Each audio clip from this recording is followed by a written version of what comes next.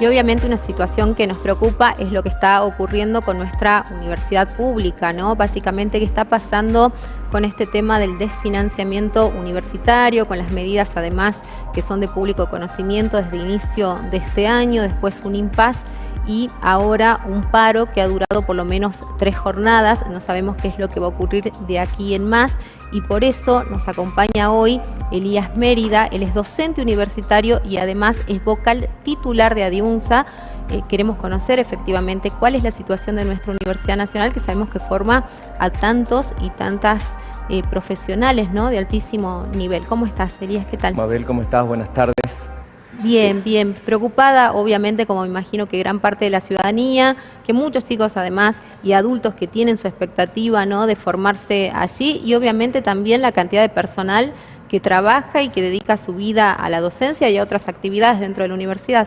Sí, es así, la situación de las universidades en general en la Argentina sigue siendo crítica. Respecto al primer cuatrimestre no ha cambiado mucho, es más, diría yo que se ha agudizado.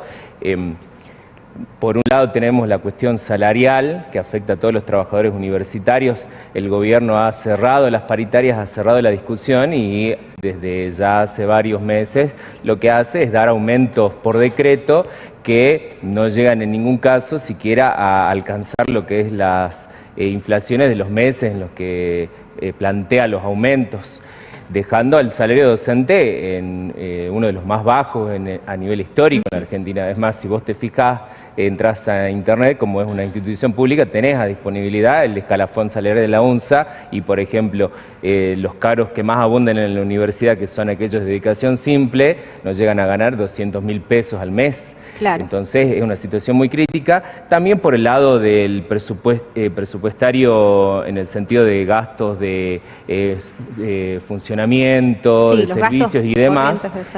Luego de lo que fue la gran marcha en el 23 de abril, el gobierno se había comprometido a dar un aumento del 270% al presupuesto exclusivamente de funcionamiento, en base a lo que habían calculado los rectores a finales de 2023. Claro. La inflación de este año se espera que sea mucho mayor que ese cálculo y ya, por ejemplo, en el mes pasado se pagaron más de 40 millones en servicios de luz. Las becas están en el nivel más bajo históricamente, las becas, por ejemplo, del nivel medio de los IEM que funcionan, dependen, mejor dicho, de la universidad, son de 6.000 pesos, la beca para estudiantes universitarios son de 10.000, 12.000 pesos claro, mensuales. La situación es muy crítica, es por eso que ya desde el cuatrimestre pasado, luego de lo que fue la gran marcha, la docencia, los trabajadores universitarios, hemos venido llevando adelante medidas de lucha y de cara a lo que es el inicio de este segundo cuatrimestre, bueno, hemos arrancado con este paro de 3 jornadas, lunes, martes y miércoles, y está planteado también para la semana próxima, para el día martes y el día miércoles, nuevas jornadas de paro de todos los trabajadores de la universidad. Y como parte también de este plan de lucha, la organización de una nueva marcha universitaria para el mes de septiembre. Claro. La verdad que la situación, como vos decís, es compleja. El tema, por ejemplo, de gastos corrientes, como señalabas recién, asumir 40 millones de pesos de una factura de luz simplemente es una erogación enorme para un presupuesto viejo, ¿no? Y me imagino que cada vez esto se hace más complejo. ¿Qué pasa efectivamente dentro de lo que es la universidad? Hay chicos que me contaban, incluso los estudiantes, que en este contexto también están afectados, porque vos mencionabas recién el tema de las becas, pero también lo que ha pasado con el boleto del colectivo y la puja que han tenido a lo largo del año, que en muchos casos esta deserción que veíamos antes también ha aumentado, ¿no? Sí, bueno, suele suceder que todos los años en el segundo cuatrimestre se ve una merma de estudiantes que tiene que ver con las situaciones particulares de los estudiantes. La deserción existe, es crónica, podríamos decir, pero este último año se ha visto agudizada, claro, por todas estas condiciones, fundamentalmente por el ataque feroz que está llevando adelante el gobierno nacional y que los gobiernos provinciales en mayor o menor medida se alinean y lo llevan, lo ejecutan en cada una de las provincias. En el caso, por ejemplo, de la provincia, con lo que fue el boleto estudiantil, que en última instancia sirvió para que la provincia se ahorre un gran monto de dinero que fue directamente, perdón, no se ahorren, sino las empresas se ahorren y los metan directamente en el bolsillo millones de pesos, digamos, porque la provincia estuvo pagando durante todos los meses los montos del boleto estudiantil, pero no estaban habilitados los estudiantes. Pero no es solo eso, sino que más en general las condiciones también de la misma universidad se han visto deterioradas año a año. Por ejemplo, en el caso más bien anecdótico, yo soy docente de la Facultad de Ciencias Exactas del Departamento de Física y nosotros, por ejemplo, ya nos hemos quedado sin presupuesto para funcionamiento.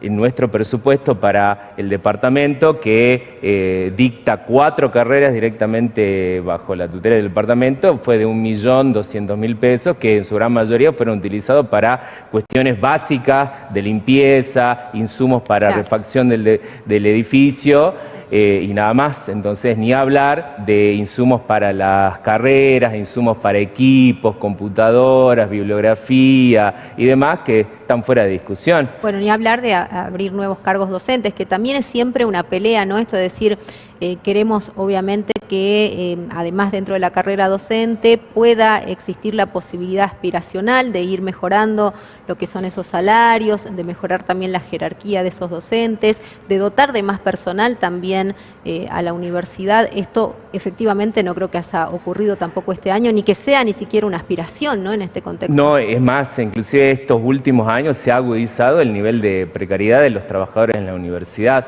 tanto docente como no docente. Pululan los contratos para los trabajadores que forman parte del área administrativa de la universidad, que justamente este año están en peores condiciones porque son contratos que se renuevan cada 3 meses y son trabajadores esenciales, si no, bueno, la universidad no los tendría. Y en el caso de los docentes también hay todo un sector que tiene condiciones precarias, digamos, que no están formalmente en carrera docente como trabajadores regulares de la universidad.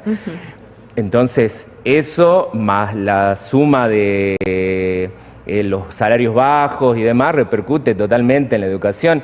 Es muy común que la mayoría de los docentes que han ingresado en los últimos años no solamente trabajen en la universidad, sino que trabajen en el nivel medio, en el nivel terciario, lo que repercute obviamente en la calidad, el dictado, también, ¿no?, en la calidad de las materias, cuando lo que debería, y está inclusive en el mismo estatuto de la universidad, es tender a que la docencia en la universidad tenga una exclusividad, para que no solamente sea la universidad un lugar donde se dictan clases, sino que además tenga un rol mucho más fuerte en la investigación, en la extensión y demás, que la universidad ya lo hace, pero lo hacen los docentes por vocación, a pulmón, y no porque haya realmente un plan para financiar todas estas actividades como corresponde.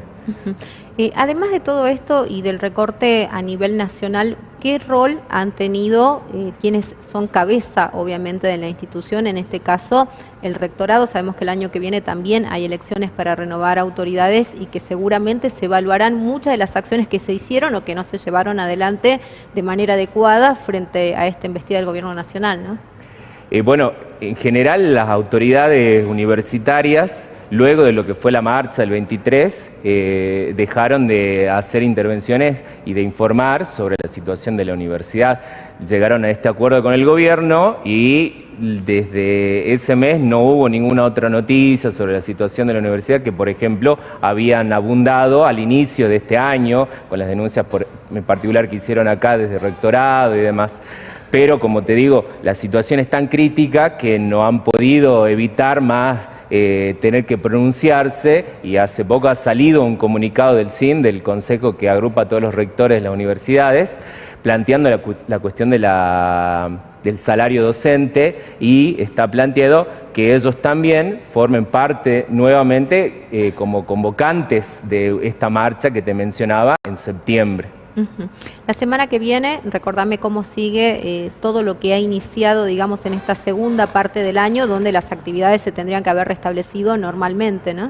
Bueno, la semana que viene continúan las jornadas de lucha, continúa el paro el día martes y miércoles y ya se está discutiendo la preparación de una nueva marcha, como te decía, para la primera semana de septiembre. Una marcha nacional. Una marcha nacional de las mismas características que la del 23, que creo yo tenemos que todos los que formamos, bueno, no solo formamos parte de la universidad, trabajadores, estudiantes, sino la sociedad en general, jugarnos a que sea aún mayor, tenga una mayor convocatoria, porque hay una cosa a mí que me parece muy importante destacar: la marcha del 23 de abril no fue solamente una marcha en defensa de la educación, en defensa de la universidad, sino que también sirvió como punto de apoyo para todo un sector de la población que se da cuenta del avance en contra de sus condiciones de vida que está realizando el gobierno y vio una posibilidad de enfrentar ese avance mediante la convocatoria que hizo la universidad. Es por eso que desbordó, digamos, en convocatoria en todo el país. Acá en Salta fue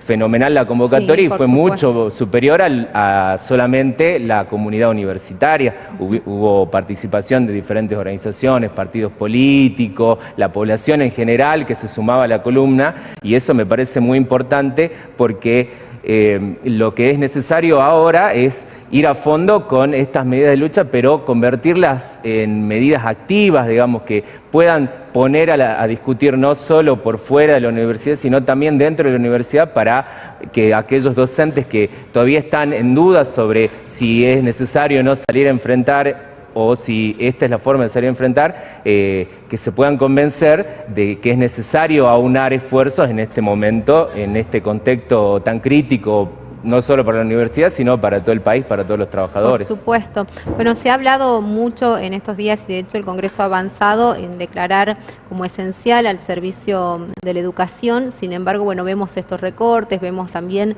el desfinanciamiento en las provincias, porque de hecho en Salta se ha sufrido también, como en todo el país, el tema de lo que es el incentivo docente, que efectivamente también tiene que ver con la docencia en otros niveles, pero que de hecho los golpea, ¿no? Más allá de las agresiones, además, que hemos visto de una diputada que pertenece a La Libertad Avanza hacia los docentes universitarios. ¿Cómo ves todo ese contexto? Porque es un gobierno como que no está abierto al diálogo, ni mucho menos a la protesta social o a la expresión popular ante la divergencia de opiniones, ¿no? No, efectivamente sí, el gobierno ha cerrado, o sea, en el caso concreto de los trabajadores universitarios, ha cerrado el diálogo porque clausuró la paritaria, y todas las reuniones en las que ha convocado a las representaciones sindicales fue exclusivamente para informar los aumentos por decreto, hasta en cierta medida de forma provocadora. Respecto a lo que se ha discutido en el Congreso en el día de ayer, tanto lo de la esencialidad como la declaración de la emergencia presupuestaria universitaria, bueno, tienen que ver por el lado de la declaración de la emergencia presupuestaria, en cierta medida como una suerte de prenda de cambio para que pueda llevarse adelante esa sesión, que es lo que se reportó, digamos, en todos lados, que fue justamente un punto que tuvo que dar el gobierno para poder obtener el quórum. Se aprobó esa emergencia presupuestaria, pero todavía tiene que pasar por el Senado y eventualmente podría inclusive vetarle el Ejecutivo, vetarle el presidente. Sí. Ya el mismo secretario de Educación ha sabido decir que la gente votó a este gobierno no para que haya aumentos, sino para que haya recortes, digamos. Sí, para que haya déficit cero, eso es lo innegociable, ¿no? Exacto, justamente anunciando que esas podrían ser las intenciones del gobierno. Y a la par de eso, justamente sabiendo el gobierno que estas medidas van a generar mucho más inquietud y que van a movilizar a las personas, plantea la esencialidad en la educación, pero con el único objetivo de limitar el derecho a huelga de los trabajadores en esta situación. Entonces van de la mano como medidas, digamos, ambas cuestiones.